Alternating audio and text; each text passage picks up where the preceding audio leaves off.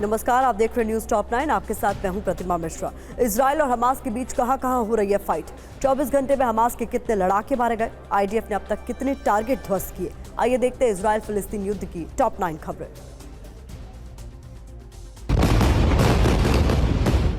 Israel को मिट्टी में मिलाने की धमकी देने वाले लेबनान पर आईडीएफ ने हमले तेज कर दिए हैं। इजरायली बम वर्षक विमानों ने हिजबुल्लाह के ठिकानों पर भारी बमबारी की है। हमले में लेबनान में मौजूद हिजबुल्लाह के हथियार डिपो भी तबाह हो गए।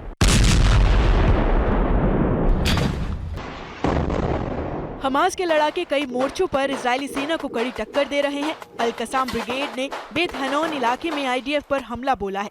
हमले में इजराइल को काफी नुकसान का दावा किया जा रहा है। आईडीएफ ने इस घर को हमास के कब्जे से मुक्त कराया था। उत्तरी गाजा में इजरायली सेना और हमास के बीच भीषण जंग जारी है। कई मोर्चों पर आईडीएफ के साथ हिंसक झड़पें हुई है। आर्टिलरी अटैक के साथ आगे बढ़ रही इजरायली सेना पर जवाबी कार्रवाई की जा रही है। हमास समर्थक आईडीएफ पर हमले कर रहे हैं।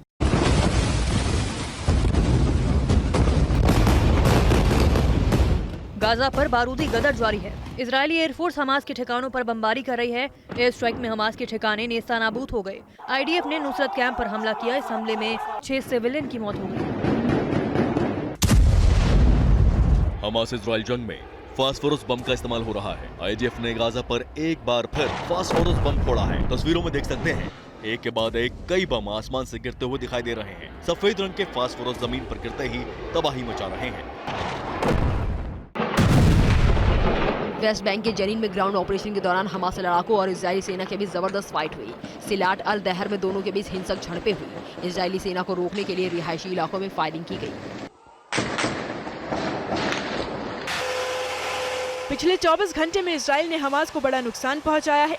जमीनी लड़ाई में एक दिन में हमास के 150 से ज्यादा लड़ाके मारे गए हैं। गाजा में ब्लू बीच होटल पर आईडीएफ ने हमले के बाद कब्जा कर लिया है। गाजा के बाद इजरायली सेना सबसे ज्यादा वेस्ट बैंक पर हमला कर रही है। जनीन में इजराइल ने बड़ा हमला किया है। आईडीएफ ने एक शरणार्थी शिविर पर बमबारी की। हमले में कई लोगों की मौत हो गई। गाजा में जल, थल और नभ से हमास के हमले जारी हैं। आईडीएफ ने हमास के हजारों ठिकानों को तबाह किया है। इजरायली हमले में अब तक हमास के 15,000 टारगेट ध्वस्त हो चुके हैं। 6,000 से ज्यादा हथियार जब्त किए जा चुके हैं।